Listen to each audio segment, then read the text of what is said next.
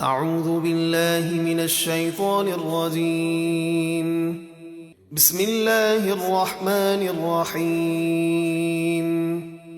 یا ایہا الذین آمنوا لا تسألوا عن اشیاء ان تبد لکم تسؤکم وَإِن تَسْأَلُوا عَنْهَا حِينَ يُنَزَّلُ الْقُرْآنُ تُبْدَ لَكُمْ عَفَا اللَّهُ عَنْهَا وَاللَّهُ غَفُورٌ حَلِيمٌ۔ اے ایمان والو، ایسی باتیں نہ پوچھو جو تم پر ظاہر کی جائیں تو تمہیں بری لگیں، یعنی تم مشقت میں پڑ جاؤ، اور اگر ان باتوں کو اس وقت پوچھو گے جبکہ قرآن نازل کیا جا رہا ہے تو تم پر ظاہر کر دی جائیں گی، لہٰذا کثرت سوال سے بچو، اللہ انہیں معاف فرما چکا ہے اور اللہ بہت بخشنے والا نہایت حلم والا ہے۔ قد سألها قوم من قبلكم ثم أصبحوا بها كافرين۔ بے شک تم سے پہلے ایک قوم نے ایسی باتیں پوچھی تھیں پھر وہ ان کے منکر ہو گئے۔ توجہ فرمائیں، اب چند ان جانوروں کا ذکر کیا جائے گا جو حلال تھے مگر کافروں نے انہیں اپنی طرف سے حرام قرار دیا۔ ان کی تفسیر یہ ہے کہ بحیرہ وہ اونٹنی جس کا دودھ بتوں کے لیے وقف کیا جاتا تھا اور پہچان کے لیے اس کا کان چیر دیا کرتے تھے، اور صائبہ وہ جانور جو بتوں کے نام پر چھوڑ دیے جاتے تھے، اس سے کوئی کام خدمت نہ لیتے تھے، اور وسیلہ وہ اونٹنی جس کا پہلا اور دوسرا بچہ مادہ پیدا ہوتا تھا، اسے بھی کام کاج سے آزاد کر دیتے تھے، اور حامی وہ اونٹ جس سے متواتر 10 بچے پیدا ہوتے تھے، اسے بھی کام کاج سے آزاد کر دیتے تھے۔ کافروں کے اس فعل کا رد کیا گیا، چنانچہ ارشاد ربانی ہے، ما جعل الله من بحيرة ولا سائبة ولا وصيلة ولا حام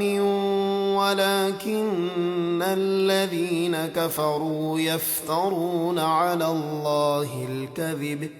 وأكثرهم لا يعقلون۔ اللہ نے نہ کوئی بحیرہ مقرر کیا ہے اور نہ صائبہ اور نہ وسیلہ اور نہ حامی، یعنی اللہ نے ان جانوروں کو حرام نہیں کیا، لیکن کافر لوگ انہیں حرام ٹھہرا کر اللہ پر جھوٹا بہتان باندھتے ہیں، اور ان میں اکثر بالکل بے عقل ہیں کہ حلال کو حرام ٹھہراتے ہیں۔ وَإِذَا قِيلَ لَهُمْ تَعَالَوْا إِلَى مَا أَنزَلَ اللَّهُ وَإِلَى الرَّسُولِ قَالُوا حَسْبُنَا مَا وَجَدْنَا عَلَيْهِ آبَاءَنَا أَوَلَوْ كَانَ آبَاؤُهُمْ لَا يَعْلَمُونَ شَيْئًا وَلَا يَهْتَدُونَ۔ اور جب ان سے کہا جائے آؤ اس حکم کی طرف جو اللہ نے اتارا اور رسول کی طرف آؤ، تو کہتے ہیں ہمیں وہ طریقہ کافی ہے جس پر ہم نے اپنے باپ دادا کو پایا،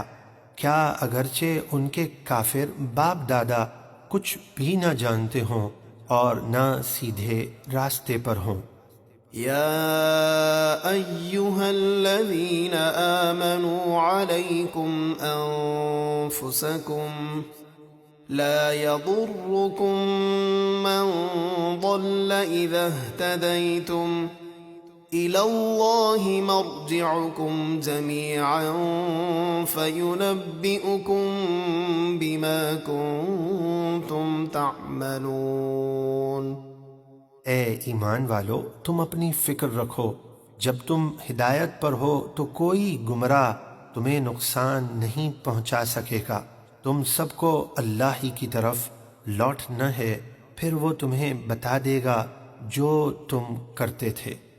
يا أيها الذين آمنوا شهادة بينكم إذا حضر أحدكم الموت حين الوصية اثنان ذوا عدل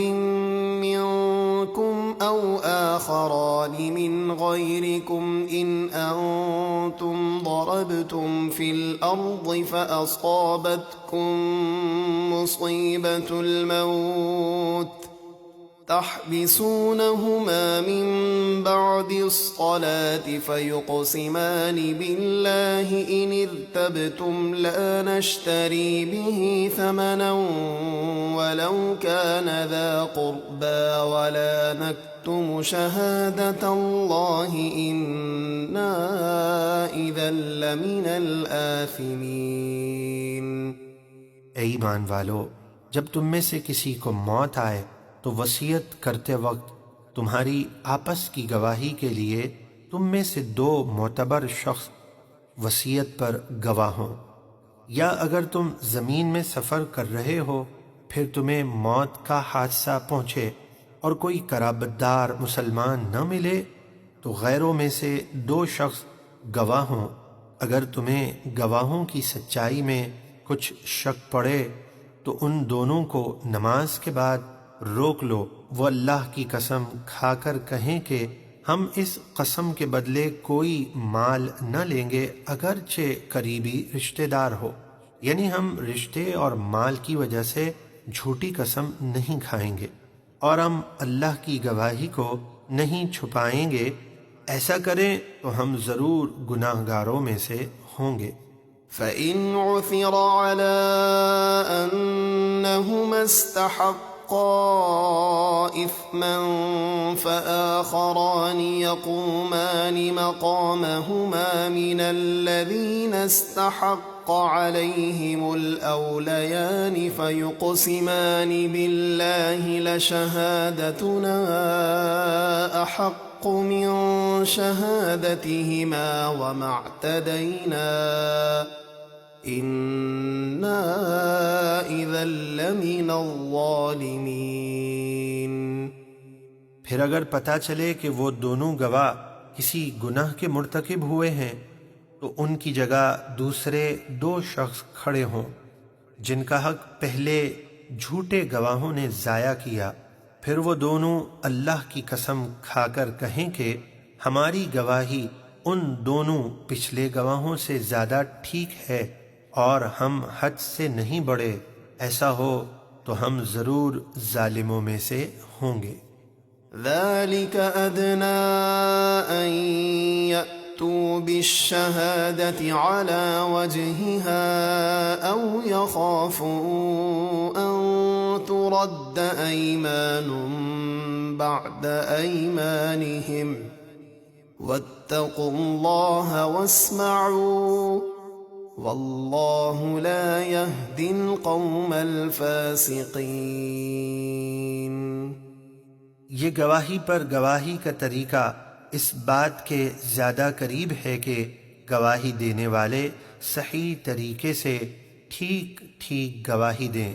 یا وہ ڈریں کہ ان کی قسموں کے بعد جھوٹی قسمیں رد کر دی جائیں گی، اور تم اللہ سے ڈرتے رہو اور اس کا حکم سنو، اور اللہ نافرمانوں کو ہدایت نہیں دیتا۔